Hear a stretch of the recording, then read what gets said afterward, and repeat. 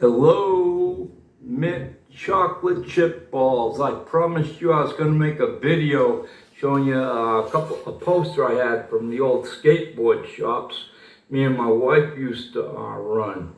And this here is an emblem that says Royal Family Member. It's backwards because that's the way it is. It was meant to go on the window of our store. I got it instead on the back of this 59 Pontiac I got, but that was for the Crown Skateboard Company. Maybe you've heard of Crown, maybe you haven't. Hello, Mr. Enoch. But Crown Skateboards was what I would call a high-end generic skateboard company, and we sold a lot of them because they were very affordable, but they were a very good deck, 7-ply. You know, it wasn't like one of those generic decks that were ready to crack the minute anybody jumped on them. They were really good, and they made their own trucks and wheels and all that stuff. So we could set a kid up very economically, I guess you could say. And parents liked that a lot. Me and the wife had 3 hobby shops, and we sold everything you could think of that was hobby. I have very little. I don't have much of the stuff left anymore. Along with, you know, model kits. We sold model kits of every type, you know, besides cars, airplanes, ships, military stuff, you know, M1A1, Abrams tanks, all the Russian type armor, you name it, we sold it. People said we had the biggest selection of plastic in the whole state of Georgia. We had people who had come down from Atlanta to come to the store. We also sold baseball cards, all sorts of cards, comic books, you name it, and sports memorabilia type stuff. I really don't know how good this video is going to come out, but we had 3 locations. We opened the first one in 1988. And when we opened it, it was called the Big Top Joke Shop, because we sold novelties, you know, costumes, makeup. If you read this, this is one of the very first ads we had in a local newspaper. So we sold stickers. You know, everybody does stickers nowadays. Pretty much everything people love. Me and my wife sold the stuff, and we don't want to look at it anymore. Here's a funny ad that I did, and it says, Hitler don't skate. And we did another one that said, Saddam Hussein doesn't skate. I know that you'll see him there. And we had some, you know, the newspaper didn't want to print those ads at first because they said they didn't want Hitler or Saddam Hussein in their newspaper, but then they changed their mind when I said it wasn't glamorizing these guys. We sold so much stuff at the store. There's an idea of the plastic model companies we carried. And we sold anime, and we sold knives and swords and slingshots. And I mean, everything that I see people selling today, we were selling that stuff back in 1988. Pokemon, Magic the Gathering. We did Magic the Gathering tournaments. I sponsored the wrestling event one time with this guy here. He was actually a self-defense instructor for police departments around the nation too. This Abdullah the Butcher. yeah, but yeah, we did this for 20 years. My kids were in the store with me, too. It was a family-ran business, but we hired people. Yeah, we sold Beanie Babies, too. I forgot that. My God, I could go on and on forever with this, but then the video would last forever. So I want to show you some of the stuff I've got left over. I don't know how good these pictures are going to come out because of the glare, but this was store number 1. And you can't really see it good, but up here, there's a big skateboard that I made. I cut it out of plywood and I hung it up. And it's shaped like a skateboard, but it says comics on both sides. So people walking through the breezeway might look up and see that. Believe it or not, that there is a dartboard with Saddam Hussein's mug on it. And if you can read that, it says Desert Storm T-shirts. So that gives you an idea of about the time period, Desert Storm, you know, when this picture was took. That's store number 2. And that's store number 3. And I opened up this store number 3, and within 3 months I had to close it down, but I got stuck with the lease for a whole year. It made me so mad. We lost money because of that. And it all was because the guy that I hired to run store number 2, as soon as he found out I had the lease for this store signed, he started ripping me off. Photos here this was the back entrance to the store, and it faced the highway, so I painted that all on there. So people driving by would say, oh wow, let's go check out this place. We'd have people pulling up and banging on the door saying, how come you don't have a regular door? And we'd say, you're gonna go to the front. No kidding. I don't know. That was early 1990s. You know, people have evolved since then, I guess. Here's a pretty good shot of that store at night. Here's some of the skateboards. This picture's early on when we hadn't been open that long. So it looks kind of skimpy maybe to you, but believe me, this store, by the time we ended, you know, these stores we reverted back down to 2 stores, then down to the final store, and that place was so jam-packed with stuff, it was crazy. And when we lost our lease after 20 years, and at that point in time, I just said, that's it, and I just did a 50% off everything, and then 60, then 70. I just sold everything, just boom, out of there, all the showcases. Oh yeah, showcases. I got 2 showcases left from that store, and those 2 showcases are the ones we kept all the knives and swords in. That's these 2 big Nintendo showcases. They're huge. They're like over $1,000 a piece used. They're lighted, you can lock them. And let me tell you, knives and swords and daggers and all that crap, we bought it wholesale. The markup on that stuff is outrageous.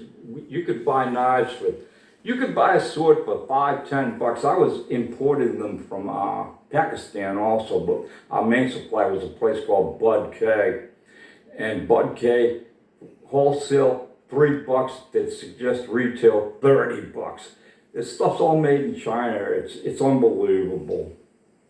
Hey everybody, okay, we're outside now. My partner and co-owner of the store, she was actually out here listed as president. I was the treasurer. Anyways, here's that sign I was talking about. As you can see, it's shaped like a skateboard. Still got the chains to hold it up. And that was aiming towards the store, and as you can see, it says comics on both sides. Okay, that is the only shirt I got left over that's skateboard related. And show them that. Can you see it? Yeah. Okay. And then we sold every brand under the sun. My wife could probably tell you more than me, because she used to build them too. We got 1 mouse pad left over. That's girl skateboards, I believe it was. And we sold Chocolate, and Dogtown, and Zoo York. Paul Peralta, Tony Hawk, all that. To the point where there were so many companies making skateboards, it was insane. And I know I'm forgetting a lot of stuff. Oh yeah, I had a guy come by one time. You might have heard of him by the name of Rick Thorne. I know he's still out there. He was crazy as anything, but he was a really cool guy to talk with. Okay, this is my last little tidbit.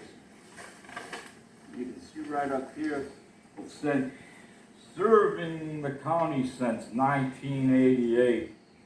And that's that one. I know you've heard of that company, eh?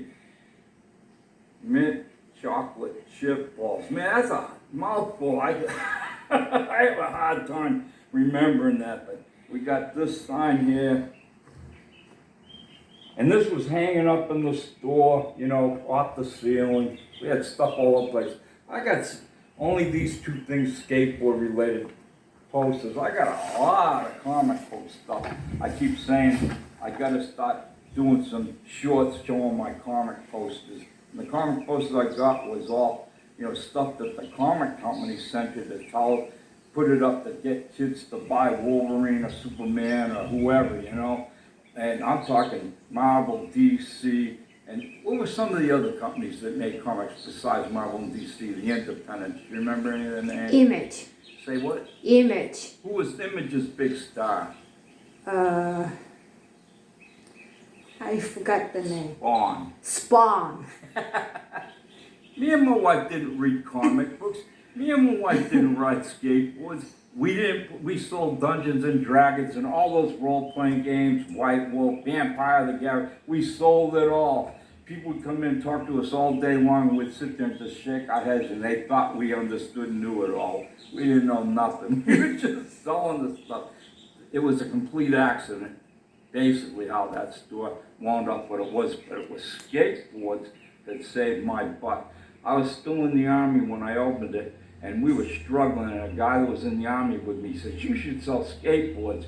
I said, "Skateboards?" I says, "Those are for little kids." And he says, no, adults ride skateboards. And he convinced me, and I got skateboards going, and skateboards got us to where we had a little money coming in. And then the first Batman movie came on. I says, "We got to get T-shirts for that movie." I went to a distributor called Diamond Distributors, and the guy there said, "You need to put comic books in your store and Dungeons and Dragons in your store." And I thought he was crazy too, but I brought some of that stuff to the store, and that was it. From there, we were taking off, man.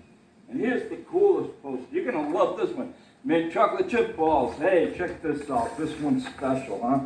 No, you can't have it. Old school, eh? I was going to wear my psycho glasses when I came out here, but I forgot to put them on. Oh well, everybody, old men don't skateboard. I just asked me to tell you this story. We had a guy that was coming in the store all the time. He was in the Army, and he was buying skateboards all the time. And he was, big into skateboarding. And then one day, we didn't see him for a long time. And then one day he comes walking in, and we're just talking to him and everything, and all of a sudden we looked down and we noticed he was missing a leg. Both. Yeah, he lost both legs. Oh. I wrecked the wall. Okay.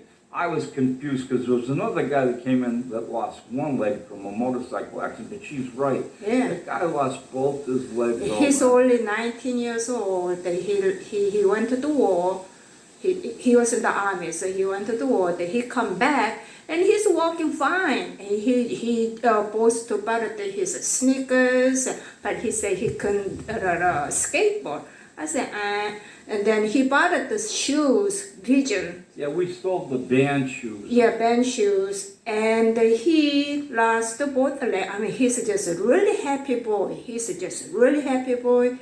And he come to the store, he tell me the whole story. And he married a friend of mine, That's right. daughter. And he got a good job because the disability, and he have 2 kids, and they live happy after. And they just real good. He's just nothing to gripe about it, or he just, I'm okay. And he says it's so funny. He said he's still collecting the shoes, and he's a shoes collector. Because the store of mine, there's a next store, they sell the all brand shoes, sneaker.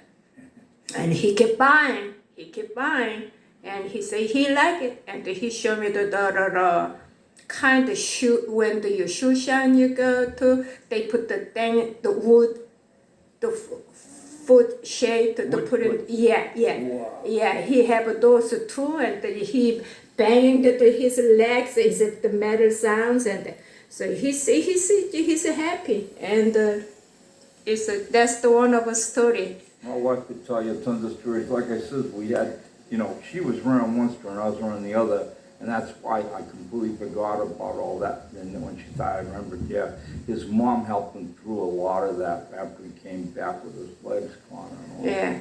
And that's just, life is crazy. We got a million stories. You wouldn't believe any of them, but they're all true. We don't make it up. Thanks, everybody.